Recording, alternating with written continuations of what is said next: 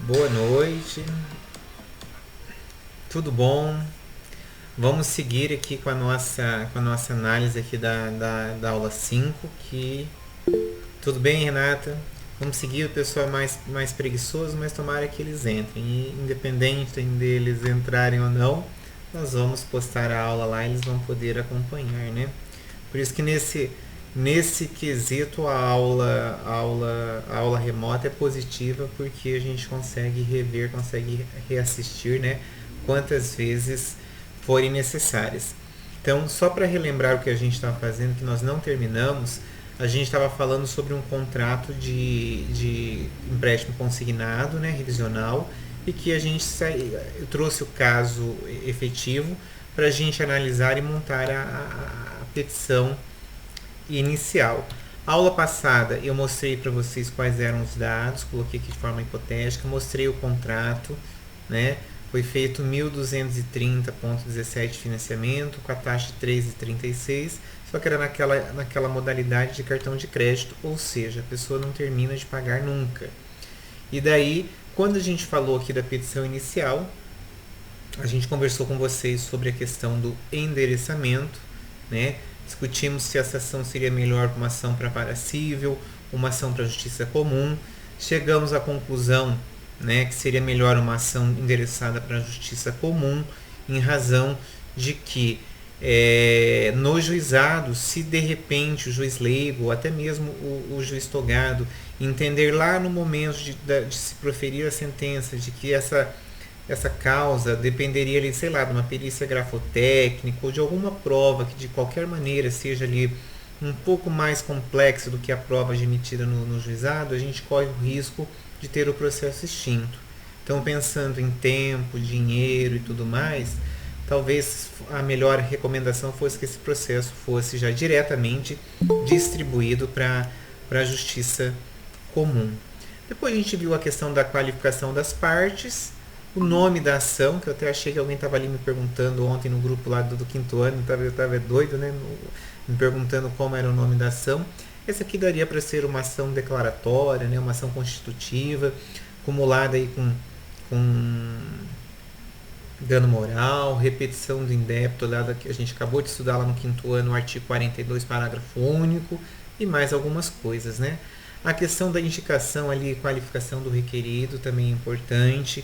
Muito importante a descrição ali dos fatos, porque a gente tem que estar analisando que o julgador, ou seja, o juiz que está ali do outro lado do processo, né, ele não conhece o caso, ele não conhece as partes, então é o dever aqui do advogado, é o dever aqui para quem zela pelo seu cliente, contar de forma objetiva, resumida, de forma clara, os fatos para que o juiz possa vir a entender. Isso aqui a gente já conversou aula passada, por isso que eu estou passando tão rapidamente. Só estou relembrando, retomando, para que não fique perdido isso aí na cabeça de vocês. Depois, né, eu disse assim, olha gente, o advogado, montar a petição, ela é muito, embora você tenha que cumprir ali os requisitos mínimos de acordo com o CPC e tudo mais, mas o montar a petição, a estrutura, né, isso é muito do talento de cada um. E eu sempre, né, desde o primeiro quinto ano aí da UniFCV, eu sempre venho falando para os alunos e eu continuo na mesma tecla. Veja, quando a gente escolhe fazer direito, a gente escolhe fazer direito porque a gente acredita num ideal, a gente acha que tem uma aptidão ali de... Não vou ser tão inocente em falar em utopia de justiça, mas eu penso que a gente está pensando em ter ali um talento entre a análise da lei, o desenrolar dos fatos e os pedidos. Eu penso que, de forma grosseira e bem geral, esse é o entendimento de um aluno aí do curso de Direito. Claro que depois, de acordo com as aptidões, de acordo com as matérias, ele vai se direcionando, né? Alguns ali vão para a área penal, outros para a área civil, tributária, administrativa, trabalhista. Então, veja, a gente tem uma gama enorme aí de ramos dentro do direito. Dentro ali do que a gente pode pensar em em petição inicial, desde que cumpridos os requisitos ali da petição inicial do Código de Processo Civil, o resto é livre. Quando eu digo que o resto é livre, eu coloquei aqui para a gente discutir, já falamos na aula passada, das preliminares que poderiam ser levantadas nesse caso. E a gente já conversou sobre a questão da justiça gratuita, porque a gente está falando de uma idosa que não tem condições de pagar custas, da questão da audiência de conciliação, que numa ação como essa, uma revisão, uma revisional de cláusula abusiva, acho difícil. Pelo menos a minha experiência aqui agora em novembro faz 17 anos que eu prestei o compromisso da OAB, 2003 para 2020 da 17, nunca vi um acordo em uma audiência de conciliação envolvendo o revisional bancário, né?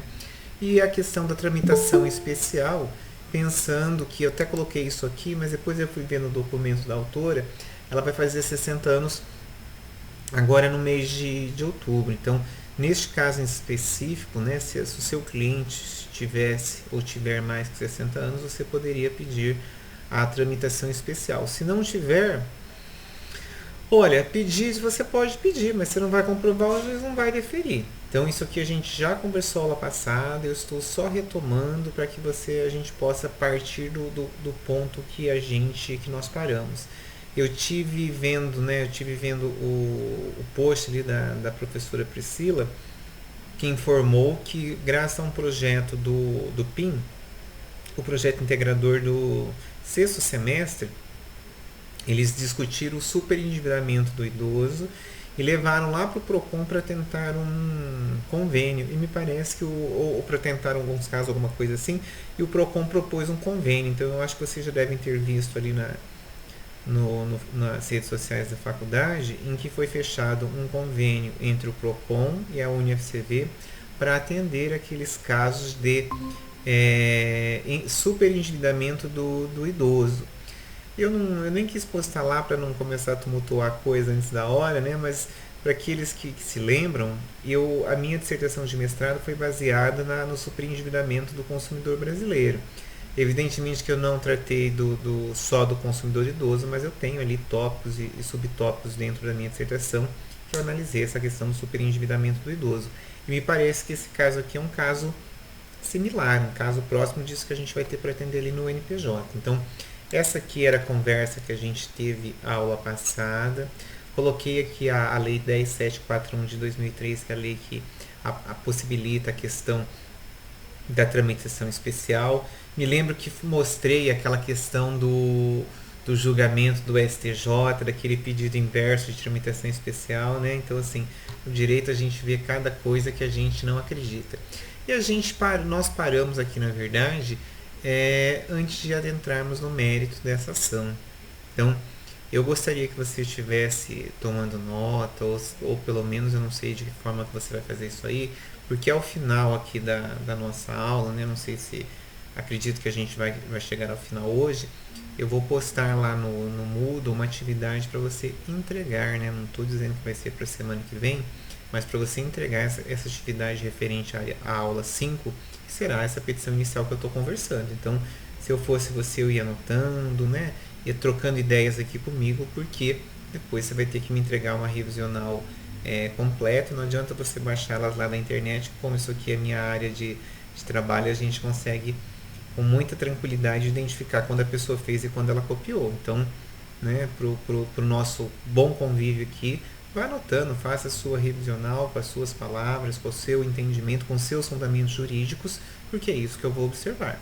Não estou aguardando, não estou esperando aqui nenhum tratado de direito, e muito menos uma petição que eu venha lá, deixa eu copiar essa aqui para colocar no meu banco de petições. Não é menosprezando a petição de vocês, mas é pensando justamente que vocês vão apenas querer cumprir aqui esse requisito de montar essa petição dentro do bloco aqui do eixo de consumidor. Então eu só espero que vocês cumpram o mínimo necessário. Então, partindo aqui da questão do mérito, eu indiquei ali 9 tópicos, 9 subitens que a gente poderia estar conversando, pensando aqui em mérito nessa petição. Eu permaneço aqui com o meu firme, com o meu Código de Defesa do Consumidor. Preciso até comprar um novo, mas como nós já estamos no mês de setembro, eu vou esperar virar o ano para comprar uma edição 2021. E quando eu coloco ali no item aplicação do Código de Defesa do Consumidor, Eu poderia aqui abrir até petições minhas mesmo, quando eu digo minhas mesmo, lá do meu escritório, em que antigamente a gente ficava abrindo um tópico lá do direito da aplicação do CDC e gastava ali meia página falando sobre o artigo 2º e sobre o artigo 3º, colocava a jurisprudência, trazia um recorte de doutrina e tudo mais. Pergunta que eu faço. Hoje, em 2020, é necessário você gastar meia página para você poder indicar, depois que você teve essa disciplina, esse eixo prático aqui comigo, que cabe a aplicação do CDC no caso concreto? Acho que não, né? Acho que existe grande possibilidade de você simplesmente fazer a indicação, olha, né, de acordo com o artigo 2º, a parte autor, ou né, o autor aqui da ação preenche os requisitos como consumidor e, de acordo com o artigo 3º, o requerido preenche os requisitos como fornecedores. Nessa seara, tem-se a relação aqui de consumo e requer aplicação na íntegra das regras do direito do consumidor, das regras da Lei 8.078/90, entendeu? Veja, com uma única frase você consegue juntar tudo isso. Por que eu estou dizendo? Porque há 2 aulas atrás, quando eu propus aquele caso para vocês analisarem lá da revogação via Tribunal de Justiça, da inversão do ônus da prova com relação à pessoa jurídica, vocês vejam, não adiantava ali na petição inicial trabalhar como se fosse um tratado de direito. Ali era uma questão de entendimento, né? Entendimento do juiz de primeira instância, entendimento do TJ Paraná e, de repente, entendimento do STJ. Então, nesse caso aqui, da aplicação do CDC, olha, gente, a menos que você esteja diante de uma situação muito daquelas que realmente são excluídas do código, né, por não existir ali a relação de consumo, ou não ter a figura do consumidor ou do fornecedor, para você poder fazer essa exclusão. Caso contrário, eu te recomendo em uma única linha, 2 linhas no máximo, você conseguir vencer isso aí que eu estou pontuando como item 1. Então, a aplicação do CDC. E para você conseguir essa aplicação, você vai ter que conceituar, né? Vai ter que ali mostrar o seu talento jurídico e indicar que a parte autora se encaixa no conceito de consumidor e a parte requerida, assim, né? O réu da ação, né? Não gosto dessa palavra de réu, porque eu acho que é do direito penal, seria o fornecedor da relação. Se você mata o item 1. Você não precisa seguir essa ordem, você está livre. Eu enumerei, eu anotei isso aí da forma como foi vindo ali na hora que eu estava lendo o caso. Mas vocês fiquem livres, façam a ordem que vocês quiserem, mas que tenha uma coerência, concorda? Você imagina eu perguntar para vocês por que você colocou, por exemplo, a inversão do ônus da prova como último item. Veja, se você me perguntar isso, eu não vou pestanejar, eu vou dizer, eu coloquei no último item porque primeiro eu quis trabalhar toda a matéria de ordem material, e depois eu trabalhar a questão de matérias de ordem processual. É o que eu acho. O juiz não vai lá despachar dizendo que está errado ou que está certo, concorda? Ele vai analisar o pedido que eu tenha feito. Particularmente, eu prefiro tratar isso aqui logo no começo da petição. Por quê? Num caso como esse, né, a gente está diante ali do artigo 6º, inciso 8º, é a inversão op judicis, né? Depende da análise do magistrado. Ali o juiz tem que entender, você tem que trazer ali a verossimilhança das alegações, que senão não vai te dar, gente. Então, nesse item, eu enumeraria ali como item número 2 e trabalharia. Trabalharia o quê? Olha, diante da aplicação do Código de Defesa do Consumidor, nós temos aqui uma consumidora hipossuficiente ou hipersuficiente, né, por ser idosa, analfabeta e superendividada, né? Aqui está a cópia do contrato, aqui está a cópia do extrato bancário dela, aqui tá as contas dela de água e luz cortadas. Quer dizer, será que eu precisaria escrever muito mais do que isso que eu estou relatando de forma aqui bem simplória para vocês, para convencer o juiz de que essa senhora, né, se tratando de uma consumidora idosa, analfabeta, gente, será que eu preciso de muita coisa? E mais a questão aqui, lembrem-se que a gente trabalhou lá no primeiro, segundo bimestre, né, a questão da hipossuficiência pode ser vulnerar técnica, científica, jurídica ou financeira. Veja, se você fizer aqui um trabalho bonitinho na sua petição, você quase consegue encaixar ela em todas, né? Econômica, porque ela não tá aí desprovida de recursos. Técnica, porque ela é analfabeta. Jurídica, né? Ela não tem nenhuma, ela não tem nem, não sabe nem ler, como é que ela vai ter qualquer entendimento aqui de lei. E a outra técnica jurídica, qual que é a outra que eu falei? Informacional, né? Então assim, isso aqui é só que você precisa falar. Se você não descrever, se você não trabalhar isso aqui na sua petição, eu até particularmente quando for fazer essa análise da sua petição, eu pretendo ticar. Olha, trabalhou, não trabalhou, então trabalhou ganha 0,1, não trabalhou perde 0,1. Ah, mas dá uma diferença de 2. Opa, a petição vai valer. Pode ficar tranquilo, vale bastante. Então, essa questão do ônus da prova, eu também, como eu estou dizendo para vocês, se vocês buscarem petições minhas lá, vocês também vão achar petições que eu não trabalhei da forma adequada. Só que eu estou pensando aqui tecnicamente, né? Muitas vezes não sou eu que faço, às vezes, as petições, né? Pode ser estagiário, pode ser outra pessoa do escritório. Quer dizer, na correria do dia a dia, isso aí a gente acaba chancelando sem fazer uma análise, às vezes, muito aprofundada. Mas como nós estamos pensando aqui numa disciplina prática, né?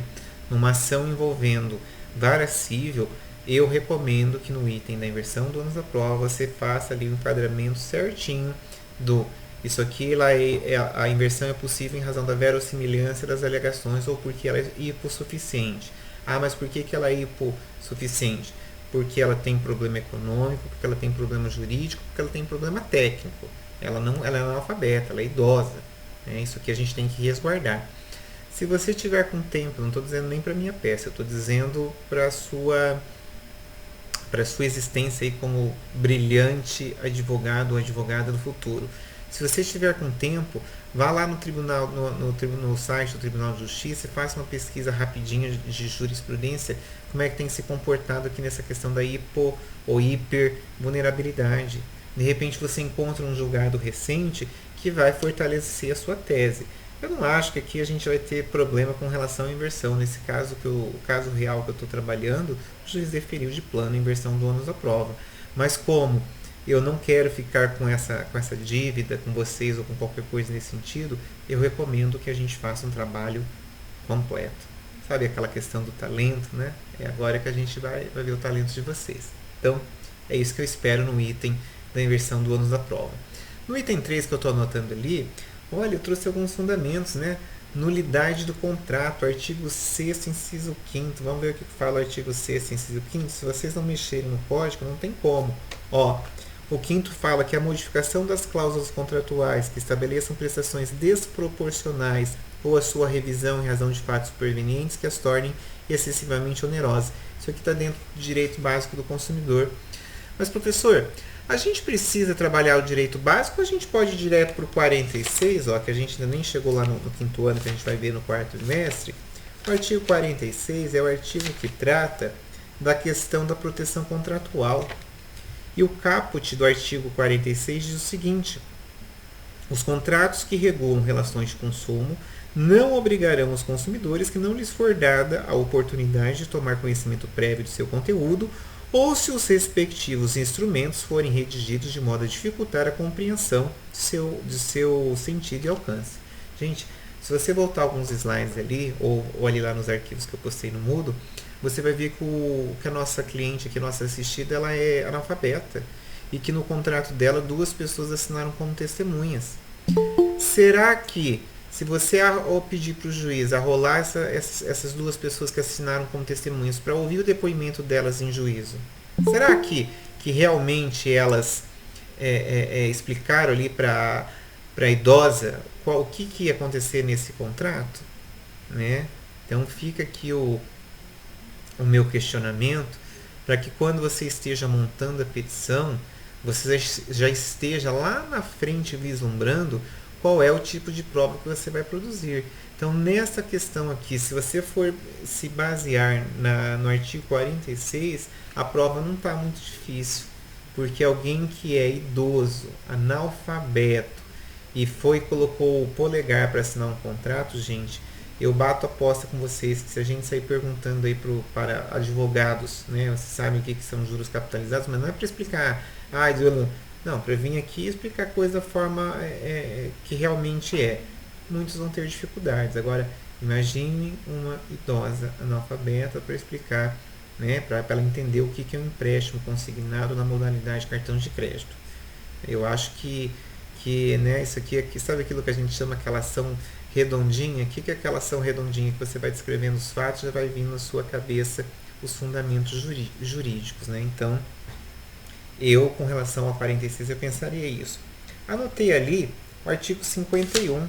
Vamos dar uma olhadinha que fala o 51. Eu anotei 51.4 e 51.15, né? É isso, é isso. 51.4 diz o seguinte: 4. Estabeleçam obrigações consideradas iníquas, abusivas, que coloquem o consumidor em desvantagem exagerada ou que sejam incompatíveis com a boa-fé ou a equidade.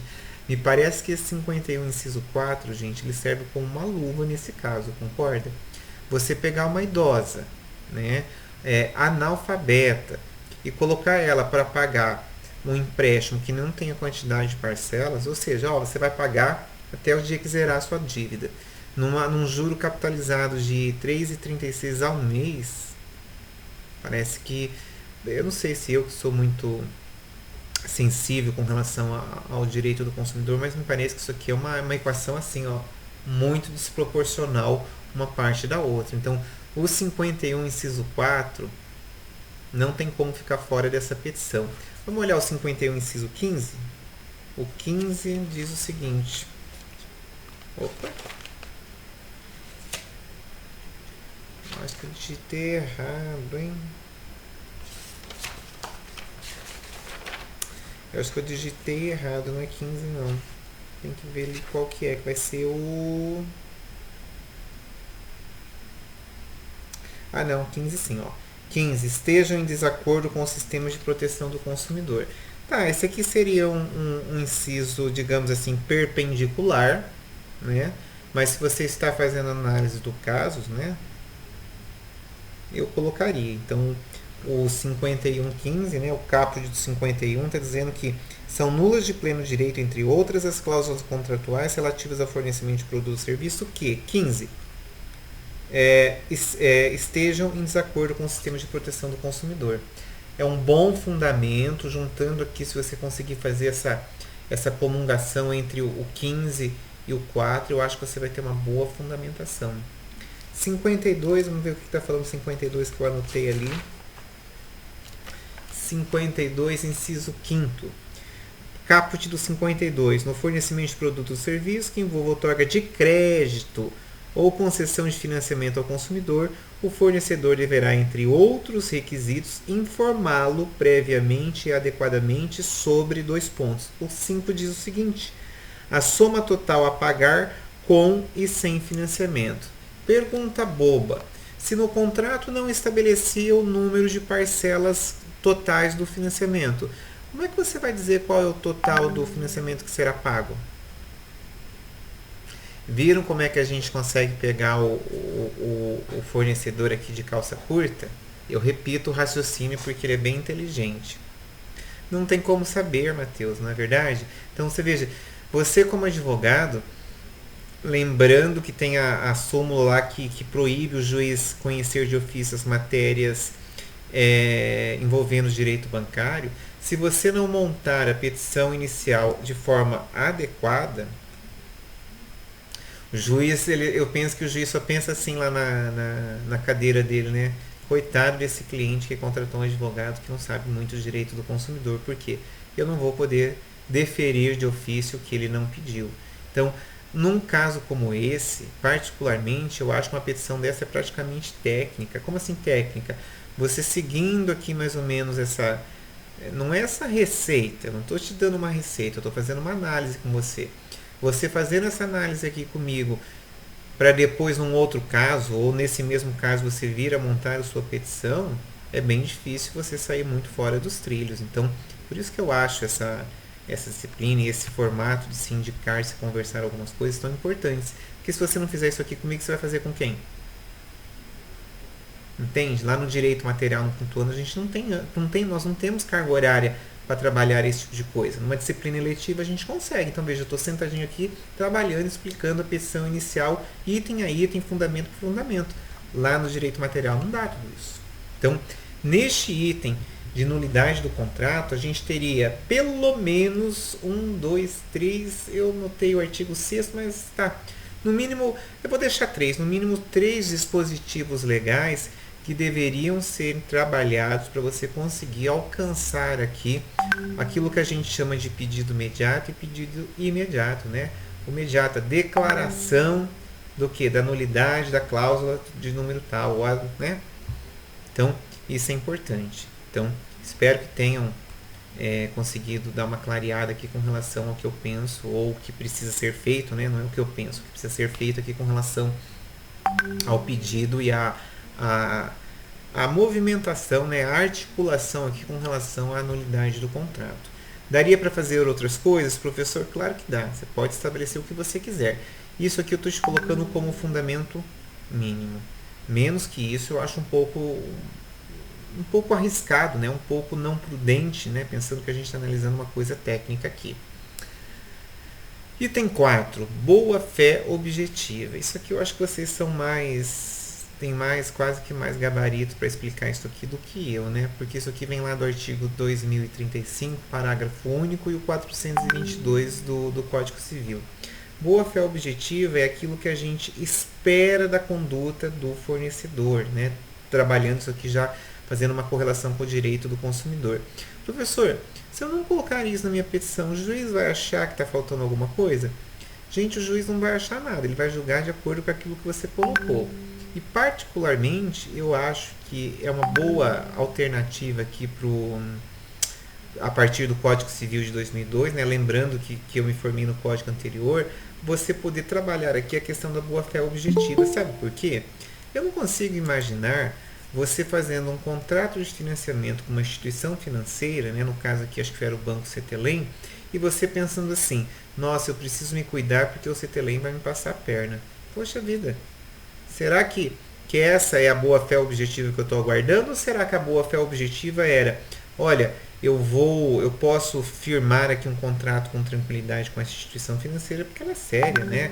Pode ser até que o contrato não esteja tão favorável a mim, mas o contrato é sério, o contrato não vai estar aqui me passando a perna ou trazendo situações e coisas que eu venha aqui depois a ter problemas. Então, boa fé objetiva não é critério absoluto para você discutir numa ação de revisão ou de nulidade de cláusula, mas é um bom argumento. Vocês sabem que eu fiz aquela pós de atualização do Damásio, já faz, nossa, estou precisando até fazer outra, foi em 2017, e lá eu assisti um módulo de direito, acho que era direito bancário, nem lembro o que era, que era com a professora Jalet, que era de Curitiba, especialista não, né? Doutorado dela nessa área, ela tem algumas obras escritas. E eu tive o prazer de participar de um treinamento presencial, tive que me deslocar até Cascavel, onde ela trabalhou essas questões da revisão contratual e das novas teses a serem discutidas. E uma das coisas que para ela, né, e segundo todos os argumentos dela e o entendimento tanto de TJ quanto do STJ, é de se trabalhar a boa-fé objetiva para demonstrar que a instituição financeira não agiu da maneira com que se esperava. Então, é um bom argumento. Não estou dizendo para vocês que é o único argumento, nem que é o melhor, mas estou indicando que é um bom argumento. Eu gosto de trabalhar. Se fosse uma ação voltada aqui ao juizado, não faria lá muito peso, né? Porque a gente está pensando em simplicidade, oralidade e outras coisas. Mas pensando aqui numa ação de vara civil, né, em que vai haver desdobramento aí de prova, boa-fé objetiva, é um bom argumento para vocês virem a trabalhar. Então, faça, como dizia minha velha avó, faça um asterístico nesse tópico e pensem, reflitam um pouquinho na hora que estiverem com tempo e vontade nessa questão da boa-fé objetiva. Dá para trabalhar de forma bem legal. Item número 5 que eu estou indicando ali, né? Falha da prestação de serviço, artigo 20. Olhando lá para o CDC, o artigo 20 a gente trabalhou há muito tempo, né? O artigo 20 vai dizer que o fornecedor de serviço responde pelo vício de qualidade que os torne impróprios ao consumo ou lhes diminua o valor, assim como por aqueles que decorrentes da disparidade com as indicações constantes da oferta ou da mensagem publicitária, podendo o consumidor exigir, ele vai dizer o que pode fazer. Aqui, quando a gente está pensando numa prestação de serviço, né, prestação de serviço bancário, você vai dizer, mas professor, eu não enxergo muito bem esse caso como uma prestação de serviço, eu enxergo mais como a venda de um produto. Veja, aqui você pode trilhar os dois caminhos, vai depender do seu entendimento. Eu penso que aqui seria a falha da prestação de serviço quando a gente pensa aqui na falha de prestação de serviço financeiro, né? Você veio aqui fazer um contrato, você veio aqui emprestar um dinheiro e a coisa foi feita todas as avessas, todas da forma como ao contrário do que a legislação permite. Então, não seria talvez um item obrigatório, mas seria um item que talvez você conseguisse fundamentar ali, porque sem entrar no mérito da questão da hipossuficiência e outras coisas, a gente sempre tem que estar arrumando fundamento jurídico para estar explicando para o juiz o que, olha, meu cliente sofreu aqui um dano moral, ainda que porque no direito do consumidor, ainda que não seja o dano moral da dor, mas tem que ser o dano moral ali do desgaste, além do dissabor, né? Além do dissabor, porque senão a gente vai morrer nas areias da praia e daí não resolve nada. Não adianta você ter uma bela articulação processual, uma bela petição inicial, se suas ações são julgadas parcialmente procedente, né? Anulo a cláusula, mas não te dou o dano moral. Aí você vai ver como é que vai ser duro advogar. Mas a falha na prestação de serviço é um item que daria sim para ser discutido nesse caso. Prática abusiva, né? Eu estou indo já para o item número 6, senão não vai dar tempo, eu quero terminar essa aula hoje. Da prática abusiva, a gente poderia conversar duas coisas. A gente poderia estar pensando no artigo 6º, inciso 3. Se você pegar o artigo 6º, né, que é do direito básico do consumidor, o inciso 3º, ele diz o seguinte: a informação adequada e clara sobre os diferentes produtos ou serviços, com especificação correta de quantidade, característica, composição, qualidade, tributos, incidentes e preço, bem como sobre os riscos que apresentam. Veja, se é direito básico do consumidor eu entender ou receber quais são as informações mínimas desse produto ou desse serviço, me parece que quando a gente está pensando num contrato que não tem um número total de parcelas, me parece que está ferindo já de cara um direito básico do consumidor, né? Não dá para deixar esse item de fora. E pensando ali, ó, eu coloquei dentro da prática abusiva no 39.4. Vamos ver o que o 39.4 fala. 39.4, né, o 39 está escrito que é o caput, vedado ao fornecedor de produto ou serviço, dentre outras práticas abusivas. 4.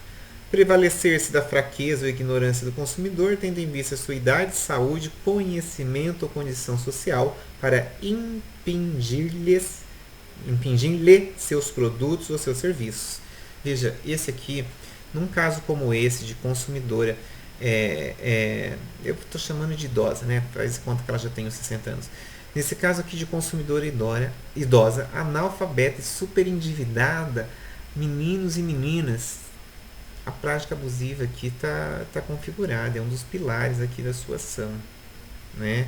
Se você jogar isso aí lá no TJ Paraná, na turma recursal, para você dar uma olhada em jurisprudência, eu acho que você vai encontrar algumas coisas interessantes, né? Pensando em prática abusiva aqui envolvendo idosos. Essa não é a primeira ação que eu tenho nesse sentido, eu já tive outras ações. A dificuldade desse tipo de ação, eu vou ser bem honesto, é a prova. Quando eu digo a prova, o advogado tem que fazer uma boa argumentação, que estou indicando aqui, relatar os fatos, ter documentos, né? Ter provas. Agora, se essa consumidora já deixasse de ser analfabeta e passasse a ser uma consumidora, ainda que idosa, mas um pouco mais instruída. Gente, eu já fui em audiência que o juiz pergunta para a pessoa: você sabe ler? Sei. Você sabe escrever? Sei. Você consegue interpretar um texto? E a pessoa não sabe o que é texto. Olha como é que está a coisa. Aí o juiz fala: é uma revista. Você consegue ler e entender o que está falando uma reportagem? A pessoa fala: sim. O juiz entende o quê? Essa pessoa aqui, ela né? Não é analfabeto, tem entendimento. Poxa, gente, não dá para levar a coisa dessa forma, mas assim, não dá para a gente empurrar a responsabilidade para o juiz, para o magistrado. A responsabilidade aqui da prova, o ônus probante, penso eu, é nosso, né?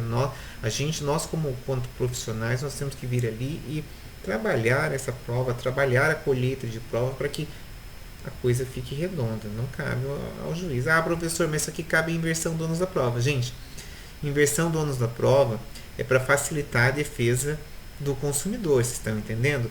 Não é para você imaginar, né? Eu não estou dizendo isso porque eu acho que eu já até imaginei isso no passado. Não dá para você imaginar que quando você fala em inversão do ônus da prova, você está transferindo para o fornecedor o dever dele de fazer toda a prova. Não tem. Eu já trouxe, você pode procurar ali na turma recursal, você vai encontrar inúmeros julgados que vai dizer assim, olha, muito embora o ônus da prova não seja invertido, ou seja invertido, mas nesse caso aqui a gente vai aplicar o 372, inciso 1. Cabe ao autor trazer provas dos fatos constitutivos do seu direito. Aí eu quero ver como é que você explica para o seu cliente que você não provou. Por isso que fica a minha dica aqui. Neste item da prática abusiva, que a gente está falando em artigo 39, inciso 4, façam a prova da maneira adequada. Item número 7 que eu estou anotando ali, responsabilidade objetiva, né? Artigo 14. Já esqueceram o que fala o artigo 14? O artigo 14 é aquele, né? Não sei se vocês estão lembrados, está falando que o fornecedor de serviço vai responder independente da existência de culpa. Então aqui a gente está levando em consideração de que o banco prestou um serviço aqui para a consumidora e esse serviço a gente quer que seja feita a aferição de forma objetiva dessa prestação de serviço. Como é que é mesmo essa questão da aferição objetiva? Vocês estão lembrados? Então, né, faz de conta que eu queria comprar uma mão, né? Ah, como é que é a mão correta? A mão correta tem que ter assim, 5 dedos. Poxa vida, e como é que a mão que eu comprei, o fornecedor me entregou, essa aqui só tem 4, elas são diferentes. Então, a aferição é de forma objetiva. Isso é muito importante aqui dentro do direito do consumidor, por quê? Porque tirando aquelas hipóteses não é exclusão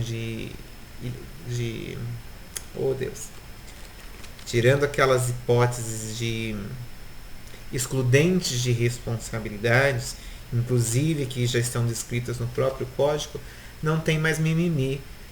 Quando eu digo não tem mais mimimi, não cabe ao fornecedor vir aqui e ficar justificando que, olha, que nesse caso ele entendia que como 2 testemunhas assinou o contrato junto, que a consumidora idosa teve ciência do conteúdo.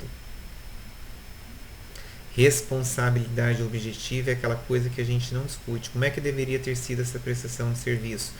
Deveria ter tido a quantidade total de mês, o valor sem financiamento e com financiamento. Essas duas testemunhas deveriam ter declarado o que explicaram para a idosa, ou até ter exigido um parente, né? Parente da idosa que viesse ali assinar e juntar o documento, concordam? Então, assim, vocês estão vendo que quando a gente para pensar no direito, existem várias maneiras de a gente encontrarmos saídas jurídicas para fundamentar ou para documentar aquilo que a gente queira. Se eu fosse consultado como advogado do CETELEM, né, na época da feitura e do contrato, da realização, o que eu ia falar? Olha, pegue uma filha, pegue uma parente dela que conste o mesmo sobrenome, que traga um documento aqui que comprove o parentesco e coloque para assinar. Eu quero ver como é que vai falar que não assinou, como é que não leu, como é que não entendeu. Juliana, essa prova não é absoluta. Gente, absoluta é difícil, mas a gente tem que sempre pensar na realização da prova. Então, neste item da responsabilidade objetiva, talvez você possa julgar que não seja o mais interessante aqui para a sua petição, mas eu gosto. E normalmente quando você pede, o juiz consegue fazer uma análise de maneira criteriosa da sua petição, ele concede. Então, eu recomendo que você consiga fazer trabalhar esse talento aqui entre a responsabilidade objetiva e a análise desse caso. Depois o item 8, né, que é o que vai estar lá na sua prova na semana que vem, que a gente trabalhou sobre a questão da cobrança de dívidas, né? Seria a repetição em dobro, segundo o artigo 42, parágrafo único. Vamos dar uma olhadinha que vai cair lá na sua prova? Ó, artigo 42, parágrafo único, diz o seguinte: o consumidor, cobrado em quantia indevida, tem direito à repetição do indébito por valor igual ao dobro do que pagou em excesso, acrescido da correção monetária e juros legais, salvo hipótese de engano justificável. Eu não me lembro se eu acho que eu coloquei lá nas coisas para você, mas se eu não coloquei, depois eu coloco. Essa questão do engano justificável, gente, já foi matéria de discussão há longos anos no TJ e no STJ. E, infelizmente, deixa eu ver se eu não coloquei. Pera lá, deixa eu ver isso aqui para só não falar duas vezes. Não pus. Mas depois eu coloco para vocês. Isso aí já foi matéria de... Ah, isso aí tá na aula, agora que eu lembrei. Isso aí tá lá na aula na aula 15, lá que cai na sua prova. Entendeu? Essa discussão do engano justificável, olha, ela já persistiu durante tanto tempo no TJ, no STJ, e hoje a coisa já está um pouco mais pacificada, né? Eles entendem que aliás, entende que é justificável e que infelizmente não vai aplicar a repetição de em dobro. Neste caso em específico, depois a gente vai ver a sentença. Eu posso, né, depois se fizerem petição, né, a gente vai fazer uma análise completa, acho que talvez hoje não vai dar tempo, mas a gente termina depois. O juiz concedeu. Por que o juiz concedeu a aplicação do artigo 42, parágrafo único? Porque o juiz entendeu que todos esses fundamentos que eu estou indicando aqui, o juiz só foi julgando procedente. Não? Eu acho que é a aplicação do CDC, eu acho que tem a inversão do 11 à prova, eu acho que essas cláusulas contratuais são nulas, né? Que na verdade ali acabou anulando o contrato como um todo, porque não sobrou nada, né? Não tem nem a quantidade mesmo, como é que você vai entender? Então, que contrato é esse? Aplicou a boa-fé, aplicou a falha da prestação de serviço, aplicou a questão da prática abusiva, da responsabilidade objetiva. Veja, por que eu não vou dar a repetição em dobro se eu dei tudo dali para cima? Não é uma questão de dar e distribuir, é uma questão de ter o fundamento jurídico e a prova no caso concreto. Então, assim, essa aqui foi uma sentença que me deixou muito satisfeito. Quando eu digo muito satisfeito, porque até o 42, parágrafo único, o juiz concedeu. E para pôr a cereja ali em cima do bolo, né? Depois que passou o chantilly, o dano moral, né, gente? Você tem dúvida que uma pessoa, uma idosa que está pagando um empréstimo consignado, veja num benefício de pensão por morte de um salário mínimo, R$ 1.045, você vai dizer, mas o desconto de... quanto era a parcela? 46 não é muita coisa. Como não, gente? A pessoa ganha R$ 1.000. Né? Dá 5% do valor do benefício quase. É bastante coisa assim, levando em consideração que ela já tinha outros empréstimos realizados, já estava super endividada. Vocês vão ver que na sentença que o juiz fala, se não me engano, ela tem um endividamento, eu não lembro se é de 45% ou 55%. Não tem como a pessoa viver. Então, daí neste caso, ele vem e aplica a questão do dano moral que foi pedido inicial. Eu não estou bem lembrado, eu acho que ele deu, depois a gente vai ver, ele deu acho que R$ 15.000 de dano moral. Acho justo. Acho até pouco, se você for pensar. Né? O que são R$ 15.000 pro CTLM perto de uma idosa que está aí com a conta de água e luz cortada? Você vai dizer, mas não é os R$ 46 que cortou água e luz. Eu vou dizer para vocês, olha gente, contribuiu. Né? Porque se você pegar ali que o valor que ela emprestou era 1.200 e alguma coisa, se você for multiplicando 46 só até o longo dos contos, no entanto que assim, o juiz na hora de proferir a sentença, ele não vai perdoar a dívida dela, ele vai mandar pegar o que? Verifique-se quanto foi emprestado, né? Faça-se aquilo que a gente chama retorne ao status quo ante, devolva o dinheiro para a instituição financeira e faça a conta da diferença que foi cobrada, por isso que ele aplicou 42, a diferença daquilo que foi cobrado de forma indevida e devolve em dobro. Olha, raciocínio perfeito que o juiz fez e que você tem que ter feito essa passagem jurídica na sua petição, porque o juiz não vai julgar de ofício. O nosso réu aqui é um banco, tem súmula, que proíbe ele agir de ofício. Então, cuidado, cuidado, que você pode se enganar bem complexamente, né, num caso como esse. Bom, essa aqui seria a minha proposta, não estou dizendo que é o melhor formato, nem o único formato. Essa aqui é a minha proposta de discussão no mérito para um caso como esse. Professor, posso colocar outras coisas? À vontade. Gostaria que você não colocasse menos do que isso, mas você pode pôr. Se você quiser retirar algumas coisas, retire, mas depois, tipo assim, de preferência você informe, olha, eu não vou pôr tal coisa porque eu não concordo, porque eu acho que não cabe, ou porque eu vou trabalhar em outro momento. Não sei. Quero ver seu raciocínio em cima disso. Tutela de urgência, né? Acharam que eu ia esquecer? Não esqueço não, até porque está anotado. Cabe tutela de urgência nesse caso? Nem sei, professor, nem sei. Estou aqui pensando, não sei. Gente, a tutela de urgência, se ela é uma consumidora em situação de super endividamento, se está com água, nesse caso ela tinha água e luz cortada, entendeu? Mas por incrível que pareça, a tutela de urgência o juiz não deu. No despacho inicial ele não deu. Ele não deu, sabe por quê? Eu tenho a impressão que quando ele olhou essa ação, ele achou que era aquelas revisionais de, sabe, gente que quer pagar menos, né? Que nem tem muito fundamento. Eu acho que ele achou que era alguma coisa mais ou menos nesse sentido. No entanto, que depois na sentença ele veio e julgou tudo aquilo de forma procedente. Mas a título de, neste caso em específico, ele não deu a tutela de urgência. Eu já tive outros casos. Então, Matheus, é que assim, sabe qual é a questão? Tem juiz que tem uma convicção própria com relação a essas questões de revisional, né? Tem juiz que é pró-banco, tem juiz que é contra-banco. Né? Eu particularmente acho que hoje estão todos pró-banco, né? Não tem, faz tempo, tirando essa daqui, faz tempo que eu não vejo uma coisa interessante contra banco. Mas calmem porque vocês vão entrar no mercado num momento interessante, concorda? Isabelle, essa questão de colocar na preliminar ou não vai de acordo com aquilo que você acha melhor, concorda? Se você, vamos pensar de forma objetiva.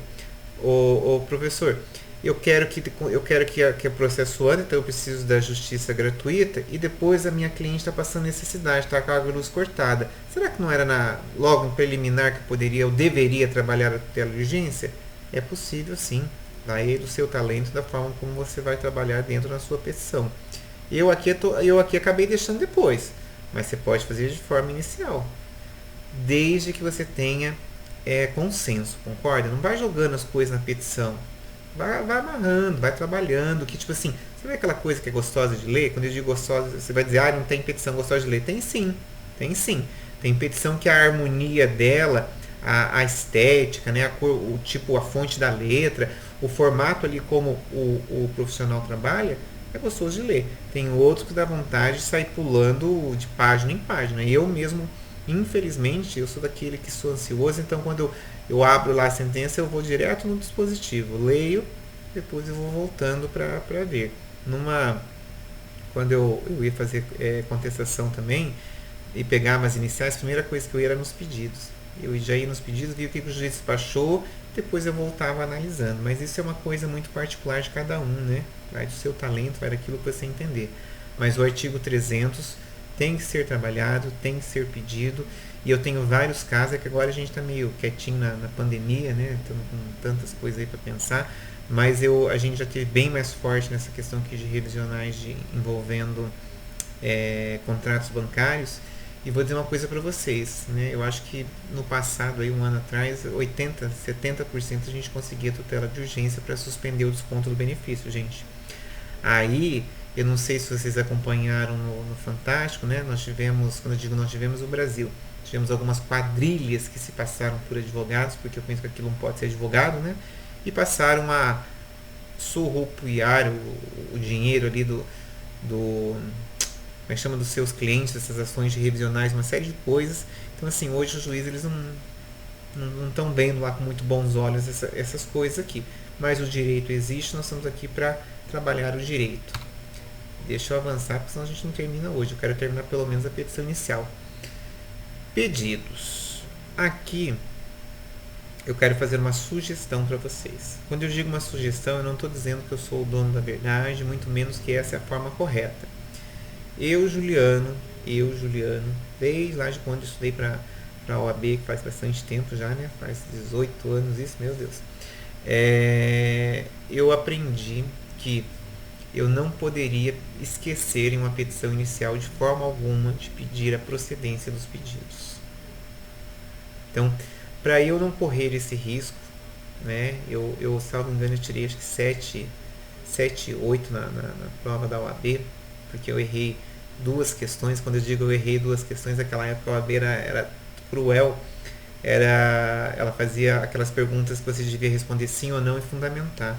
E 2 questões eu errei o sim ou não e coloquei o fundamento correto. Então eu tirei uma nota um pouco reduzida. Por isso que eu fiquei com 7, 8, mas fui aprovado na primeira vez que eu fiz, fiquei satisfeito. Nos pedidos eu tenho isso como recomendação minha. Eu penso assim: se você não quiser fazer dessa forma, você faça da maneira como quiser.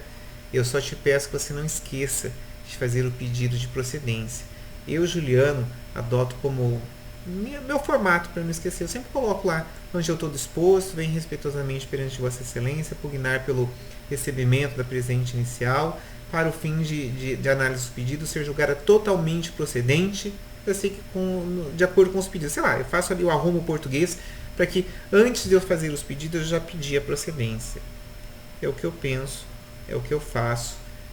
Eu nunca, me aconteceu de eu ter uma petição inicial que eu esqueci de pedir a procedência, porque eu já faço dessa maneira. E eu já vi petições iniciais que o advogado esquece de pedir. Você vai dizer: o juiz não vai escrever. Gente, a gente não tem que estar preocupado com o juiz. Nós temos que estar preocupados com a boa técnica e com o resultado alcançado. Concordam? Se você está fazendo tudo errado, está ganhando, tá bom. Eu acho que hoje, com a quantidade de profissionais que a gente tem no mercado, né, eu tive um chefe lá dentro do jurídico lá que eu trabalhei, que era o dono da empresa, na verdade, que ele sempre dizia: o mercado é excludente, o mercado se autorregula, Juliano, fique tranquilo, entendeu? E eu ouvia isso e pensava assim: eu penso que é fácil falar que o mercado se autorregula, sendo você o top aqui, dono da empresa aqui desse tamanho aqui do sul do país, né? Hoje eu concordo com ele. Eu acho que o mercado se autorregula. Se você não consegue fazer uma petição inicial da forma adequada, fique tranquilo. Não é que você vai correr a sua má fama que você não sabe fazer. Você não vai ganhar as coisas. Só isso. Porque já não está fácil para você conseguir provar o direito, nem elaborando uma petição da forma adequada. Imagine faltando coisa. Então, não esquecer da procedência dos pedidos. E daí, você pode ver que eu coloquei ali, eu já estava com pressa quando eu fui fazer esse slide, eu coloquei preliminares e mérito. Por quê? Eu, quando vou montar uma petição inicial, gosto de pegar uma folhinha de papel e fazer como se fosse um esqueleto, sabe? Quando eu falo o esqueleto, é isso que eu montei um esqueleto. Eu vou trabalhar isso aqui no mérito, depois eu tenho que colocar isso aqui nos pedidos. Então, como eu fiz um esqueleto, não vou dizer que eu não posso errar, gente, mas raramente eu vou esquecer algum pedido porque eu estou com o esqueleto na minha frente. Estão vendo? Então, assim, não é que você acaba se tornando um bom advogado porque você se mata. Você acaba se tornando um bom advogado porque você acaba arrumando argumentos ali, subterfúgios para você mesmo zerar a sua margem de erros. Então, assim, raramente, né, quando eu estou falando isso aqui pensando em talento, tá? Eu não estou dizendo naquelas ações que você vai lá no Ctrl+C, Ctrl+V. Aí, meu amigo, acontece com todo mundo. Falta coisa, sobra coisa.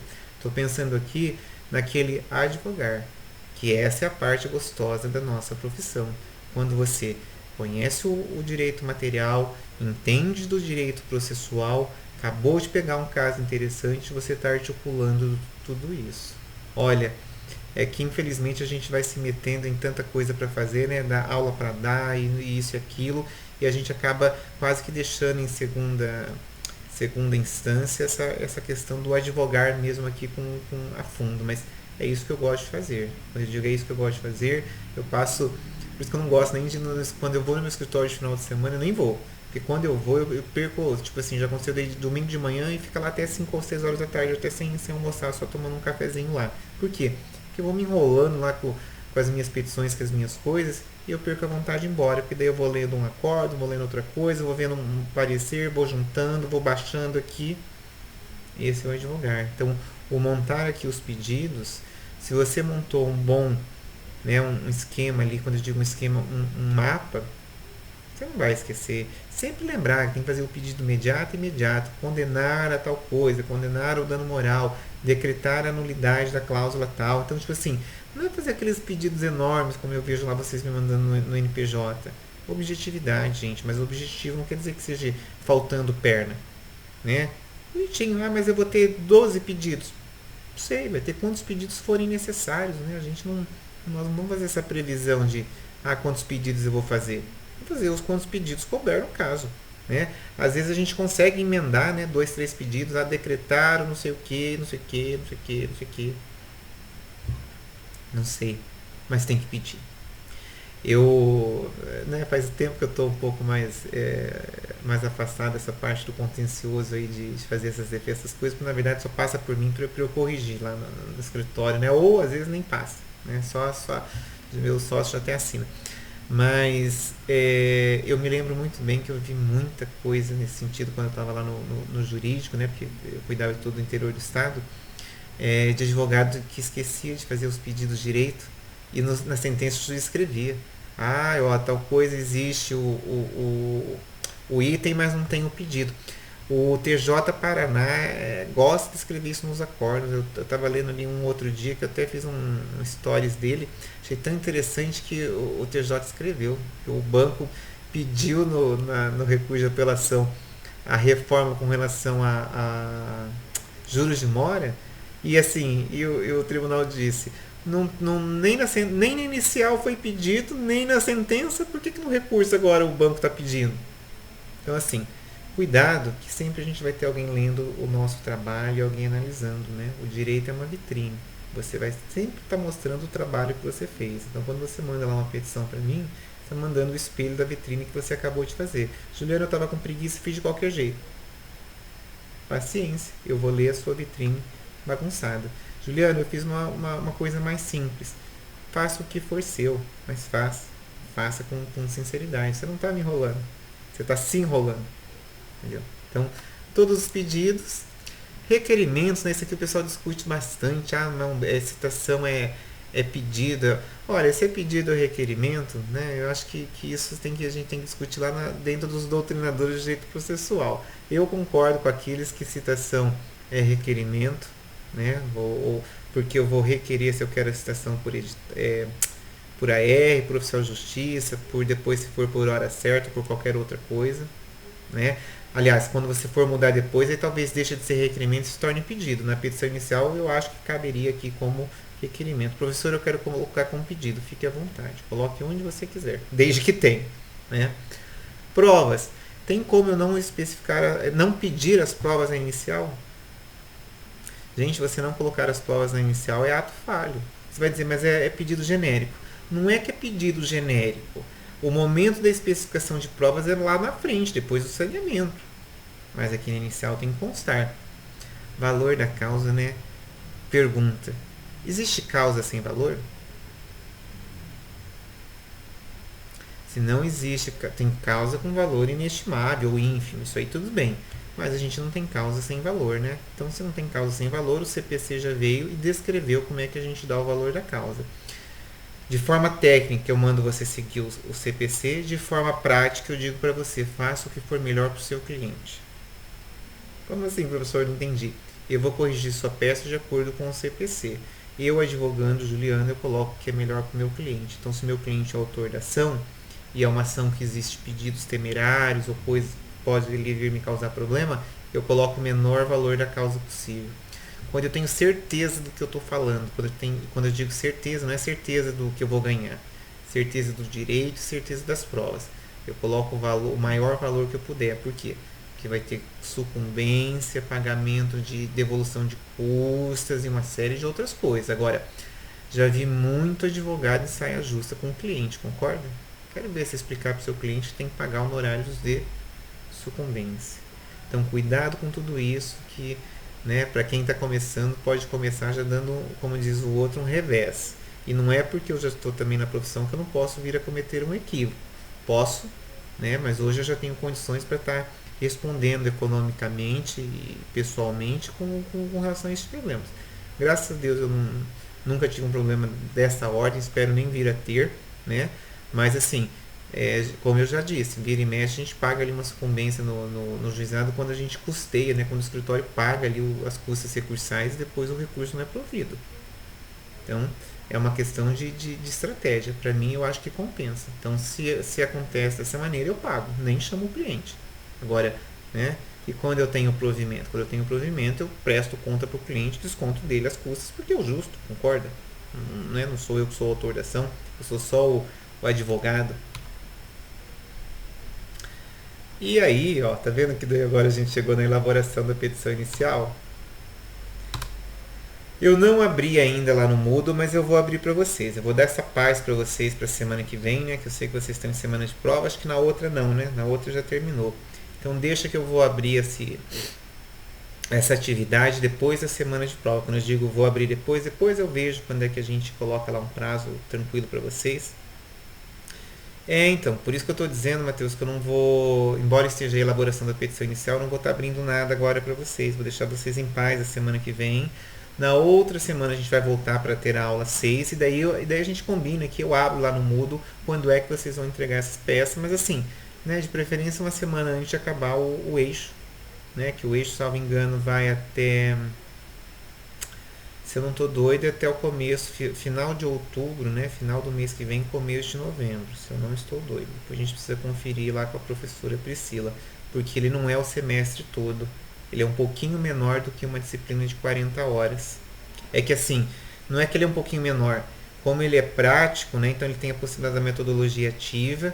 E na verdade são 4 aulas na sexta-feira. A gente está conseguindo fazer num horário reduzido porque, né, você vai elaborar a sua petição na sua casa. Você não consegue fazer uma petição dessa com 1 hora. Me desculpe. Então, se você não consegue fazer uma petição dessa em 1 hora, quantas horas você vai gastar? Se você for fazer certinho, isso aqui você vai gastar 3, 4, 5, não sei. Entende? Então, por isso que daí acaba compensando aqui essa diferença de carga horária. Na verdade, vocês não vai ficar, ninguém está no prejuízo não. Se você for cumprir certinho, você tá sobrando hora. Combinado? Então, por essa semana, né, vocês não estarão com relação à aula 5 ainda me devendo nada. Então deixa passar as provas de vocês. Aí na semana que vem eu vou dar a aula 6, vou ver se a gente aqui se vai dar continuidade aqui na análise do caso, o que a gente vai fazer. Mas de qualquer forma, vocês saibam que tem um compromisso aqui comigo, que nós não, vocês precisam fazer essa petição inicial. Os dados estão aí, se quiserem ir pensando, vão pensando, quiserem ir fazendo, podem ir fazendo. Eu só estou dizendo que eu não estou abrindo prazo agora, e também não vou pedir de uma semana para outra, porque eu entendo que isso aqui você vai gastar 3, 4, 5 horas se você for fazer certinho, né? Dificilmente você vai sentar aqui numa única vez e fazer uma petição inicial desse tamanho. Então, é o que eu imagino. Na quinta-feira que vem, Isabelle, acho que não, porque você é semana de prova, né? Então, na semana que vocês têm prova, não teria aula. Não é isso? Para vocês terem a tranquilidade ali de fazer todas as provas ali com tranquilidade. Acho que nossa aula é só na outra semana. Mas aí a gente vai se falando, só não sumam e não vamos perder o contato aqui, porque a gente não pode perder aqui nenhuma aula, né? Não podemos ter esse tipo de problema, até porque a gente estamos gravando a aula aqui no dia que não seria o dia da aula, né? Então a gente não quer arrumar problema com a coordenação e nem com nenhum aluno com relação a isso, que é o que a gente combinou lá atrás. Beleza? Boa prova para você, boas provas para vocês, né? Na minha disciplina vocês aqui estão livres de prova, façam a do direito do consumidor certinho. Amanhã tem prova do NPJ para todo mundo, né? Acho que aqui não sei, acho que ninguém faz NPJ comigo. Os meus vão ter lá uma bela surpresa, né? Mas depois vocês vão ouvir falar disso. Beleza? Combinado, tudo de bom para vocês. Termino aqui, deixa eu pôr qualquer coisa aqui, um rap não, né? Um fim de dance aqui para terminar. Combinado?